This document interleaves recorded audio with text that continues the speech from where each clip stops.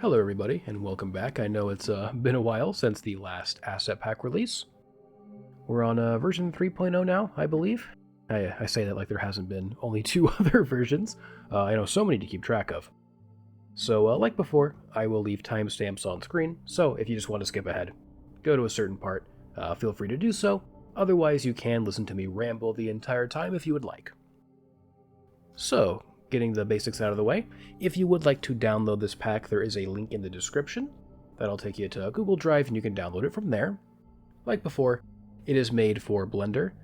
This time though, it is intended to be used in versions 4.5 and above. You probably can get away with using it in older versions, but you might run into some issues with the asset library and stuff like that. The pack will also be about 3.7 gigabytes once you unzip everything, so a little bigger than last time, but not by much. Also, like before, I do recommend using the Cycles render engine for these models, though use whatever you want. I just find that Cycles works best, and most of them were made with that render engine in mind. Okay, with all that out of the way, let's go over all of the new stuff in this pack here. Unlike before, since I have way less ground to cover, I am going to go over each new addition I made. Maybe not in exquisite detail or anything. I'll kind of cover stuff as I find it to be relevant. But yeah, let's go over all the new stuff we have.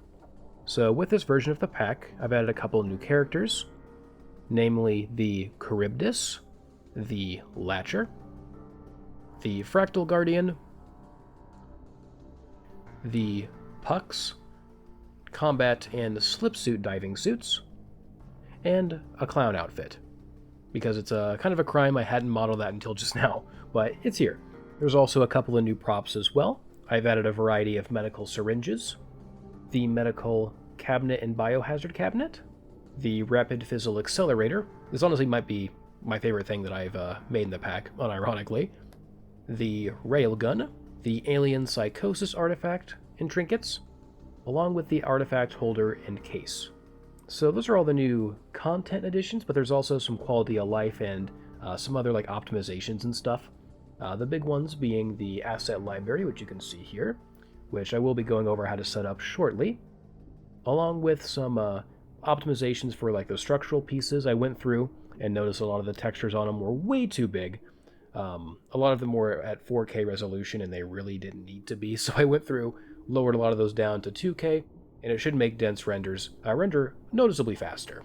There's also some other small fixes, like how I improved the fins on the crawler. I completely remodeled the arms and changed the tail for it, along with updating its rig, giving him shape keys for the eyes, and so on.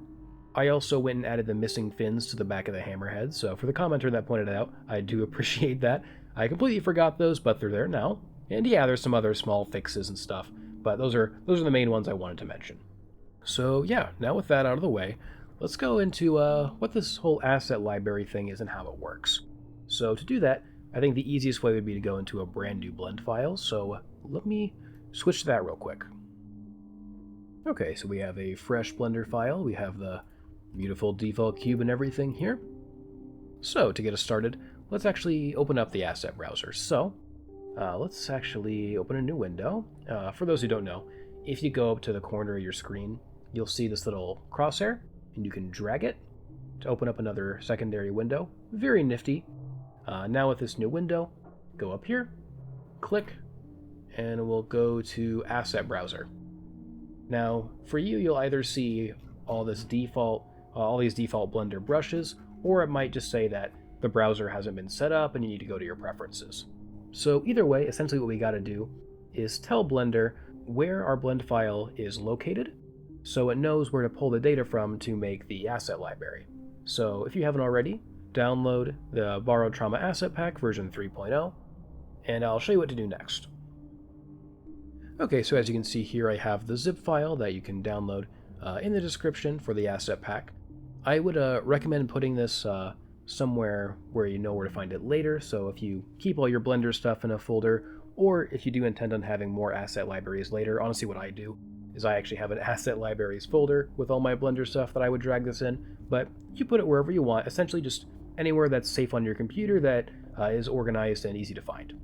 So first we'll just need to unzip the asset pack, so we'll right click and go to Extract All, and extract it.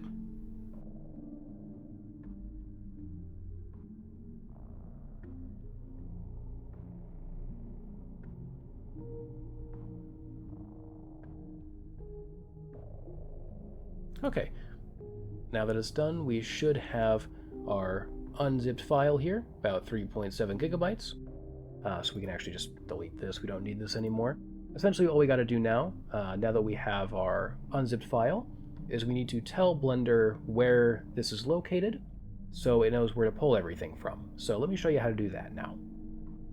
So back in Blender here, let's go up to the Edit tab here, click on it, and go down to Preferences. And if you go all the way down to File Paths, you should see where it says Asset Libraries. For you, it should be blank, and essentially all you got to do is hit this little plus, and you'll want to find on your computer where you unzipped that file. Alright, once you have found our unzipped file here, you'll want to click on it. We'll click on this folder again. You'll know you're in the right place when you see all of these folders here. So if you see all these, you should be good to click Add Asset Library. Okay, we can exit out of this. And now, if we go up to this little All Libraries button, we should now see our Baro 3D version 3.0. And if we select that, there it is. All of our assets are here, and they're nice and organized in different folders. We have like a character folder, a prop folder.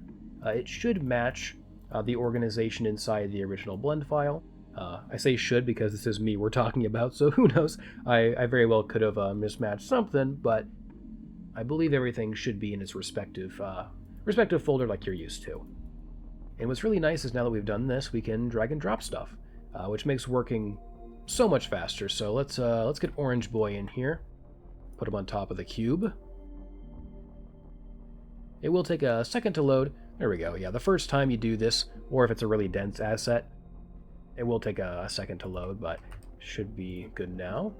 And we can drag some other stuff in here, like I don't know, let's put the dugong over here. Why not? Maybe throw in the Latcher. You know, just throw them in the back here.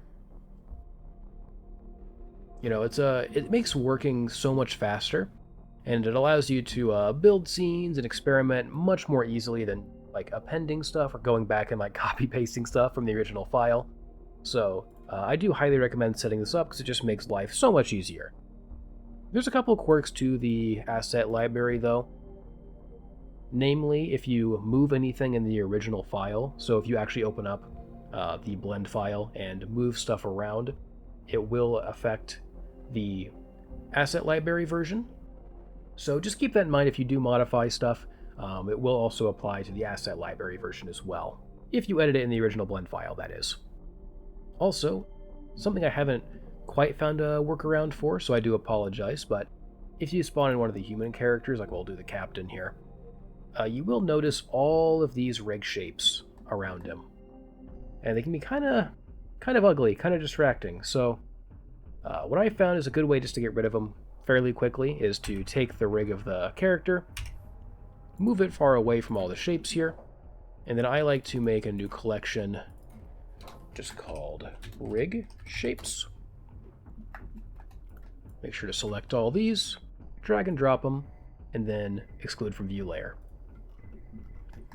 You can delete them as well, but I have noticed that sometimes does break the rig here. The human characters are made with Auto Rig Pro, an old free version of it. And it's a really nice rig, but it has a lot of custom shapes, so the asset browser has to bring those in as well. I haven't found a good way to organize those or put those off to the side, so I do apologize. That's something I'm still trying to figure out. But it's pretty easy just to hide them all. So yeah, I think that covers the big quality of life feature I wanted to go over. Let's go back to the main blend file, and there's a couple of quirks with some of the characters I want to show, because there's some things that might be a little confusing to folks, especially if they haven't downloaded my packs before. Okay, now that we're back in the original blend file, the first thing I want to start with is actually, well, the slip suit here.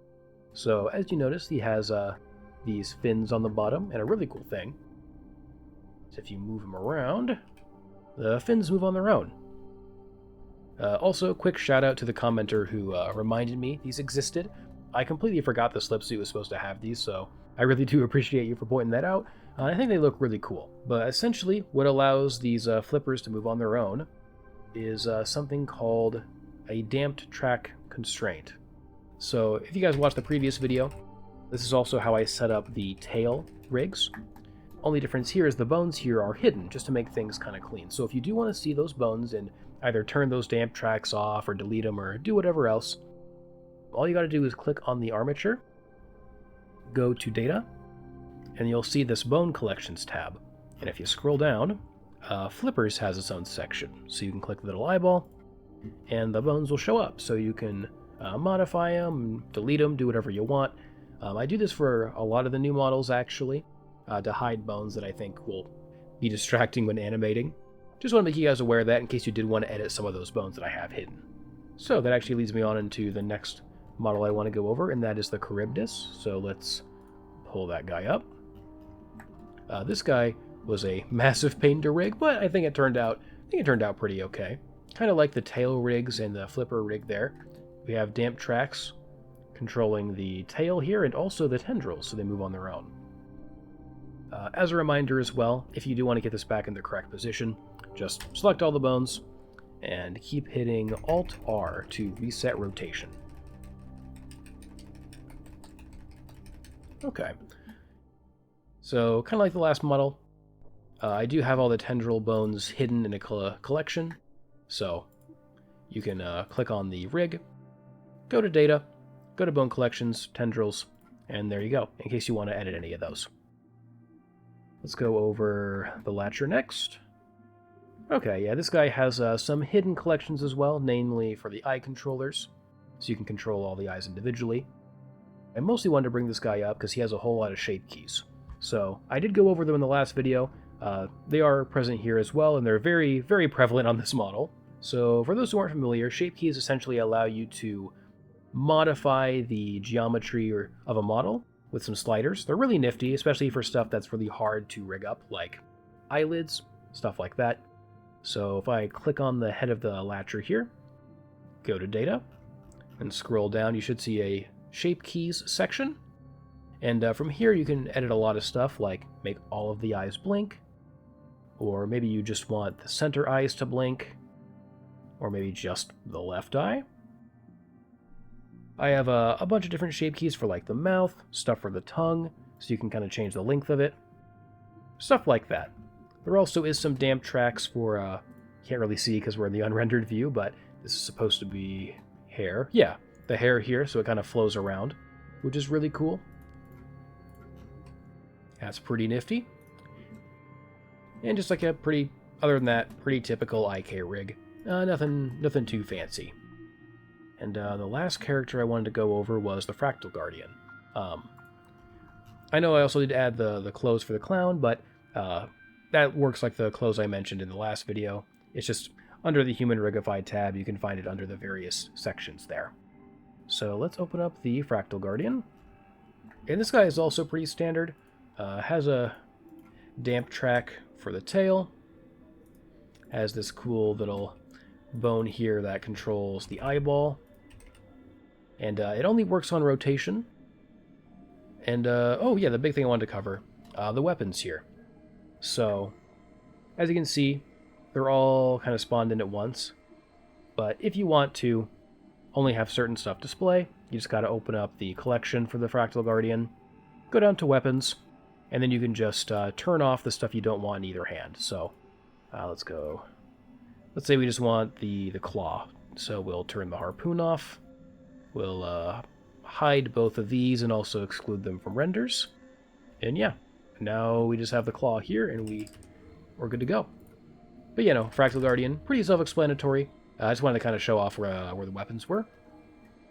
The props are all pretty self-explanatory. I will briefly show where they're located though, just in case you're curious where they're at. So, and this should coincide with the asset library as well, so they should be in the same spot in the original file and in the asset library.